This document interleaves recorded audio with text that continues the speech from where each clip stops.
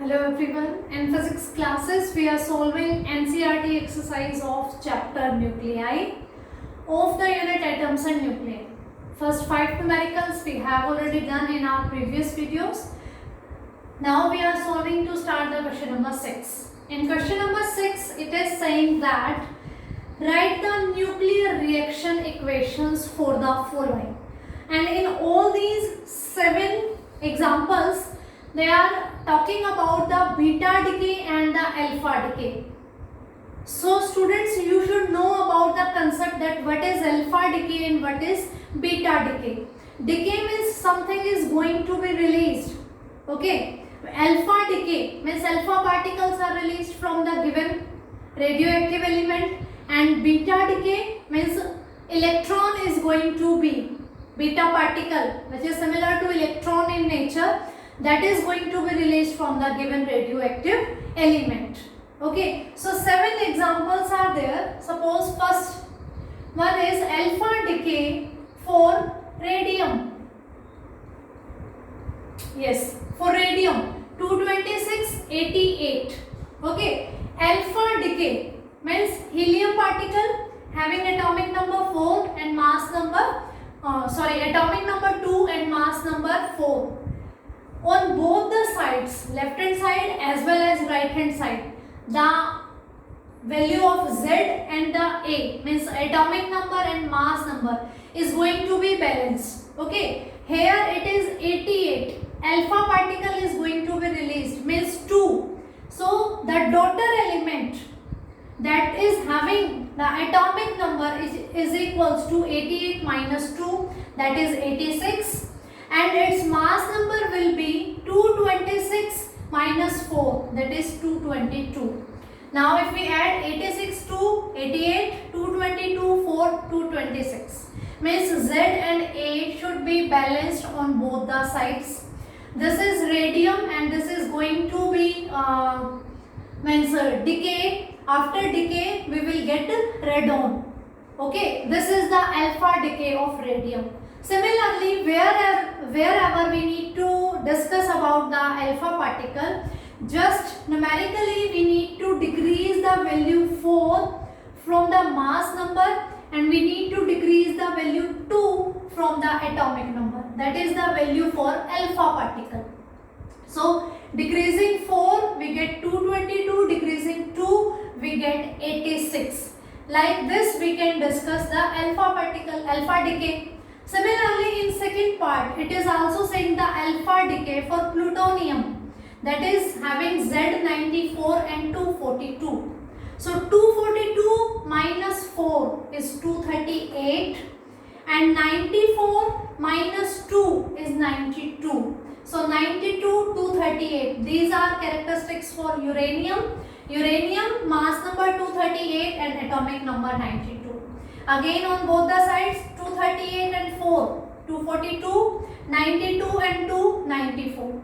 Z and A on both the sides should be balanced. Alpha decay means we need to decrease mass number by 4 and atomic number by 2. The same we have done in the part 2. In part 3, it is beta decay. Beta decay means beta particle will release. Beta particle is not having any mass number, it is having atomic number only minus 1. Okay, so this is for phosphorus is asking 3215. 3215. Whenever beta particle is emitting, there will be anti-neutrino particle. Should be there. We have already discussed the topic beta decay in the details. You can revise that topic from the playlist. Okay. So beta particle is releasing, atomic number no change, mass number no change is there, 32, 32. Here minus 1. So the atomic number is going to be increased by 1. 15 plus 1, that is 16. Okay, if we are solving this side, 32, 0, 0, 32, 16, 0, minus 1, 15. Z and A in all the decays should be balanced. In alpha decay, Z and A both are going to be decreased. In beta decay, no effect on mass number, only atomic number is going to be increased by 1. Here atomic number was decreased by 2. Here atomic number is increased by 1. Similarly, you can say in fourth part, beta decay of bismuth 210 and 83. So bismuth, here beta particle. Atomic number will increase by 1, 83 plus 1, 84. And mass number will remain same, 210, 210. No changes there. In alpha decay, decrease mass number by 4, decrease atomic number by 2. In beta decay, mass number will remain same, atomic number will increase by 1. In beta decay, you need to write anti-neutrino particle also there in the reaction. If you know about the concept alpha decay and beta decay, then these are very easy for you. Moving to the next, beta plus decay means positron is going to be emitted. The only difference between electron and positron is this negative sign is going to be converted into the positive sign. Only this difference. So in beta decay, positron is going to be emitted, and with positron, neutrino particle is going to be emitted. With electron, antineutrino is there. With positron, neutrino particle is there. With electron, antineutrino particle is there. With positron, neutrino particle is there. These neutrino or antineutrino particles are antiparticle of each other. They do not have any atomic number or mass number. They just carrying the energy with them. So here in this positron decay, the mass number will remain same and atomic number will decrease by 1. In beta decay, electron decay, what was there? Mass number was same and atomic number was increased by 1. Here mass number will remain same and atomic number will decrease by 1. 6, 5, carbon, boron. 11, 11. If we are going to balance the Z and A on here, 11, 0, 0, 11. Here also 11. 5 plus 1, 6, 0, 6 and 6. Z and A should be balanced in each and every decay. In alpha decay, Z is decreased by 2. In beta negative decay, Z is increased by 1. And in beta plus decay or positron decay, Z is decreased by 1. 6 to 5. Again, beta positive decay for technetium, 97, 43. 97 will remain 97 and 43 will be decreased by 1. With positron, neutrino particle will be there. Students, if you know the name of these elements, radium, radon, plutonium, uranium, phosphorus, sulfur, if you know their name, then it's very good. If you don't know, you can write down X also. The main thing is the value of Z and A. These should be okay. These should be exact. Okay, if you do not know the name, maybe because not everyone is capable to learn the all elements present in the periodic table. So you can just directly write XY, daughter element, parent element. The Z and A changes should be correct. You will get full marks. The next is electron capture of xenon, 54-120. Electron capture means it is going to add electron. So on left hand side, with xenon we need to write electron. So 120, 0, resultant 120, 53 minus 1, resultant 53. Okay, so electron capture is addition of electron. You need to balance the value of Z and A. In all these 7 reactions, you are going to write down the correct value of Z and A. If you know the name of element, you can write out its symbol. If you do not know, you can just directly write out X or Y and you can write it. It is a daughter element by this decay, alpha decay or beta decay. With beta negative decay, antineutrino particle should be there. With beta positive decay, neutrino particle should be there. You can take screenshot of this. You can write down these reactions in your notebook.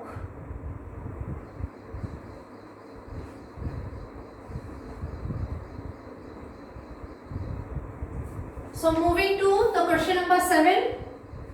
I hope this all reactions are clear to you.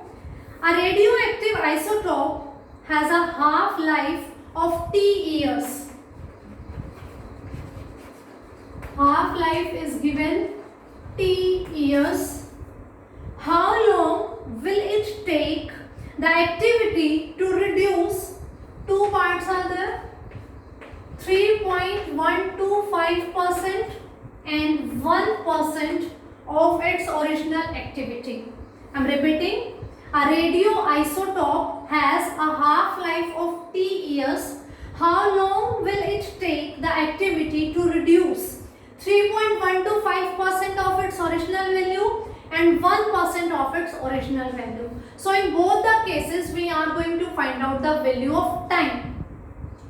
So we know n upon n naught is equals to e raised to the power minus lambda t, and one more formula is there, n is upon n naught is equals to 1 by 2 upon raised to the power t by t.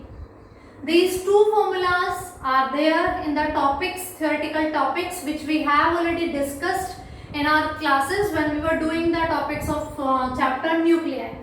If you know about these things, that's very good. If you do not know, then you are going to revise first the topics, then you are going to solve out the numericals. Where n is the remaining value of the activity of the isotope element, n naught is the original value, is equivalent to e to the power minus lambda t, where lambda is the decay constant and it is related to half-life by 0.693 by t.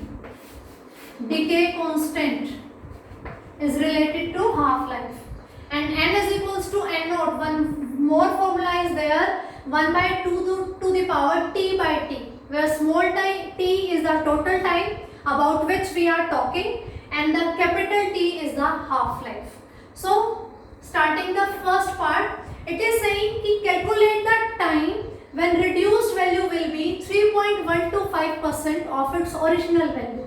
Means n upon n naught is equals to 3.125 upon 100.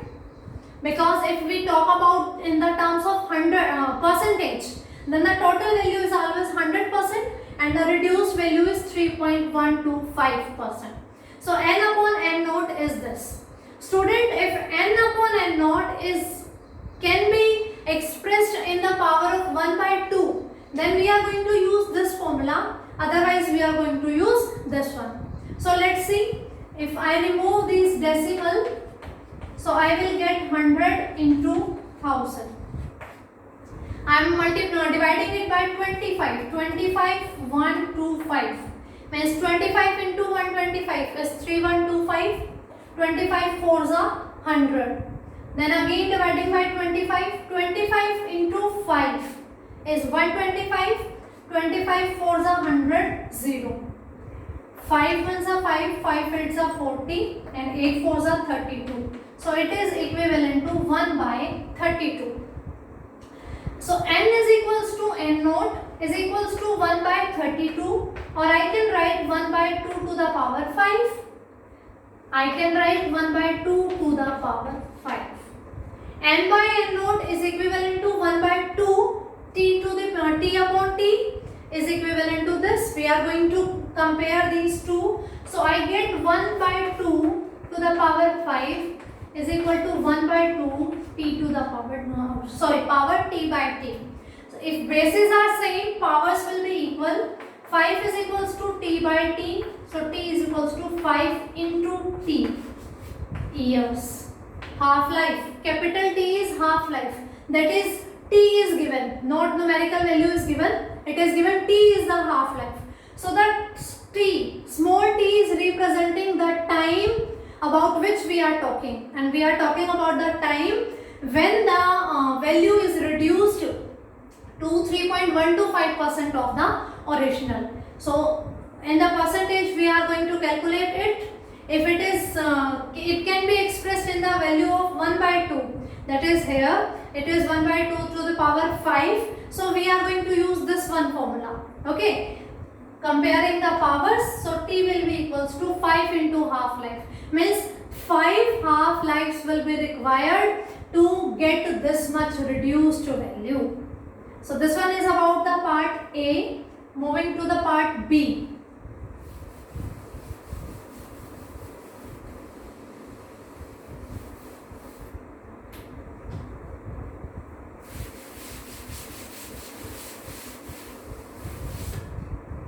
Moving to the part B, it is saying that n upon n naught is 1%, means 1 upon 100. Reduced is 1 and original was 100. But 1 upon 100 cannot be expressed in the power of 1 by 2. So we are going to use the formula e to the power minus lambda t.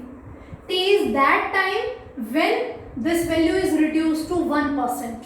This thing we need to find out. So we have 1 upon 100 is equals to e to the power minus lambda t. If I want to remove this exponent, I am going to take natural logarithm on this side is equals to minus lambda t. If I am taking logarithm on both sides, they are anti-reciprocal of each other. So exponent is going to be removed. Logarithm of m by n is logarithm of m minus logarithm of n. Logarithm of 1 minus logarithm of 100 is equals to minus lambda t. Logarithm of 1 is 0. So this value is going to be reduced minus. First we are going to convert it into the logarithm to the base 10 of 100 minus lambda t. This minus is going to be cancelled out by this. A natural logarithm, when we are going to convert into the logarithm to the base 10, we need to multiply that term with 2.303 and log 1 is 0 and logarithm of 100 is 2. Okay, so 2.303 into 2 is equals to lambda t, that is 4.606. Lambda is decay constant, that is related to the half-life by 0.693 upon t into t. Again I am repeating, it is 1 by 100. We cannot express it into the terms of 1 by 2. So we can't use this formula. We are going to use this one. Removing this exponent, we need to take logarithm on both the sides. Taking logarithm on both the sides, logarithm of m by n is logarithm of m minus logarithm of n. E is natural log. If we want to convert this natural log into the logarithm to the base 10, we need to multiply it by 2.303. Okay, logarithm of 1 is 0 and logarithm of 100 is 2. 2.303 into 2 is 4.606 and this decay constant lambda is related to the half-life by this formula 0.693 upon t. We need to find out t, that will be equal to 4.606 into t upon 0.693 and on solving this we get the value 6.65 into t years. In this question half-life is given capital T years.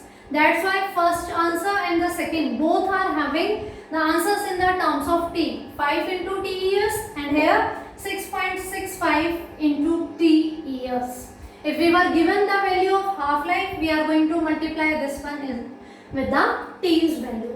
Okay, so this one is about the question number 7. I hope this is also clear to you.